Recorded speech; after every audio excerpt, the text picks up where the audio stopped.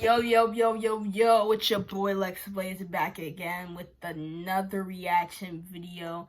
And today we're going to react to every update from Travis Scott's upcoming album, Utopia. No, new album, Utopia, because he announced it. Alright, let's get straight into it.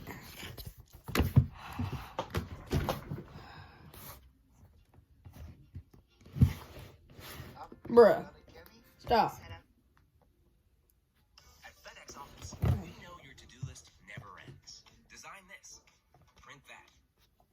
His hometown of Houston, and I really like that. I think that it was, guys, there are new massive updates for Travis Scott's new album, Utopia. This week, there have been a bunch of different updates that have come out, and the fans are absolutely hyped. So, guys, if you're new to NFR Podcast and you want to follow along with this Utopia rollout, smash the subscribe button. Lou, how are you feeling after these updates? We're finally at the fucking finish line, bro. After years of covering don't say this that rollout. Too soon. Don't start jinxing this. Don't start I can jinxing finally be excited as a fan because after years of us covering this rollout, we've been getting teases and hints and different pieces of information, and it felt like it all added up to nothing because there were so many different time spans that were passing where it just didn't actually materialize into something big. But finally, we have major updates. And of course, this really started a couple of months back when the CEO of Epic Records ended up confirming that Utopia is expected to come out in June of 2023. So that was big news. We still were unsure just because Travis had a performance where he was saying that Fago, Sheck West, and a couple of other Cactus Jack artists might drop before him, and not many of those artists have dropped yet. But now we have enough to kind of sideline all the other bullshit and go with what matters, and that starts off with what he was saying at the Houston Astros game on May 17th. So how did you feel about him kind of, telling the cameraman that this is now going to be an album that's on the way, that it's going into the mixing and mastering process, that he actually played it for the team, meaning that it's probably done? Well, I mean, listen, if you're coming out on public television and saying that sort of stuff, something has to be on the way. Not only that, but Travis is usually the type of artist to take his rollouts and center them around his hometown of Houston. And I really like that. I think that it was a nice indication because it was tasteful and it was more like, okay, we're there, but I'm still mixing and mastering. And then the follow-up to that was even bigger because then on May 18th, you get these IG posts from Mike Dean, and he posts these sort of screenshots of him mixing and mastering Travis's vocals. And then on that IG post, you see that the location says Houston, Absolutely. And then you see that the caption reads Topia, and it's kind of getting me wondering. It's like, okay, he didn't say Utopia, so is there something else in the mix? I think that there might be something else in the mix, and if you go back to the post right before the one of him mixing and mastering the vocals, which by the way, on that post, The Weeknd himself commented lollipop emoji, so we need that collaboration after the classics that we got from them, like Wonderful and Pray for Love and all the other ones off of all of Travis's albums. And I think it's a lot because he's been on every Travis album. But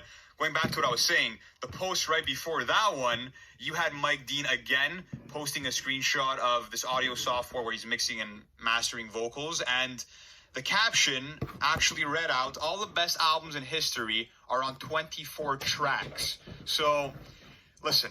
We just waited 5 years for Kendrick, and he ended up giving us a double album. Mm-hmm. Now we're waiting 5 years for Utopia, and this might also be a double album. And I think that it's likely that it will be. So how do you feel about that, bro? Because I don't know if he can really, have hits from start to finish over the course of 24 tracks. It just depends, because when you go into a Travis experience, it's not only hits. He ends up having those songs like a Nashville Thunder or a Houston Fornication. I don't mean hits in terms of commercial success. I mean more in the sense of every song bangs. You know what I mean? I understand where you're coming from, but even at that, it's just that his track record has been flawless to this date. And I mean, yes, there are some singles that could concern you. As of recent example, something like Franchise kind of fell out of my rotation.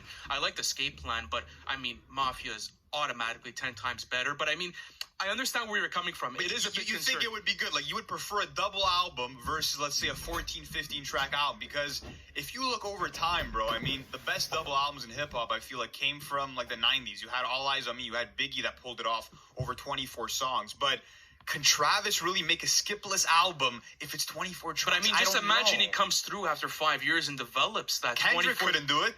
You know what I mean? No, but listen, Kendrick developed an incredible experience did. with that That he double did. album. So That I he mean, did. like, yes, okay, obviously there's not going to be songs that you're going to go back to on a double album, but overall, I think it is a good move, and I Okay. think that for the fans, they want to be fed. I think that if you give people 13 songs after 5 years of waiting, people would be mad at that, and 24 songs is not that bad for someone like Travis Scott, especially if you have a stacked feature list. Think about the amount of people you could have on here. Think about all the types of different producers that could come through. He's even expected to produce for this album, so I think it's going to go well. Yeah, and speaking of the whole Utopia branding, this is not something that is brand new, just because if you look back to 2021 when Travis Scott put out Escape Plan and Mafia, on the cover art of that, it actually read out, the true dystopia is here. So now people think that it's going to be a double-sided album where you have dystopia and utopia on the same track list, two halves to make up one whole. And the thing is that the Utopia branding doesn't even end there. So take us through what the security guards were doing with Travis. Okay, so listen to this, guys. So there was pictures that surfaced where Travis Scott was obviously walking with his security guards. And if you pay attention to the wrists of the security guards in the picture, you could see that there's a briefcase that's chained to their wrists. And on there, you see the logo for Utopia. And then it gets you wondering, it's like, okay, why is this happening all of a sudden right now? Why are they popping their heads out when all of this new information's coming through? Like, it's almost symbolic. Seems planted, right? Absolutely. It's symbolic for the fact that, like, this is coming, this is en route, and people should be excited about it. Yeah, that's what you were saying in the short form piece that we did, that you're like, he's telling us that the album's in transport, that it's literally on the way. And I think there's no better way to sort of demonstrate that. And I love the fact that it's chained to the wrist. It's such a cool marketing strategy because it's showing you how valuable the hard drive to Utopia truly is. Like, it seems like they have the Krabby Patty formula in there. You know what I That's mean? fire. I like it's that analogy. something that's very valuable. So I think this is a genius way to market the album. It gets people talking, it gets people excited. And it's also like a more low-key and subliminal way to tell people this album is really coming imminently. So that was super dope. But that wasn't it, because a day later, after the first security guard had a chain to his wrist, another security guard, a totally different dude,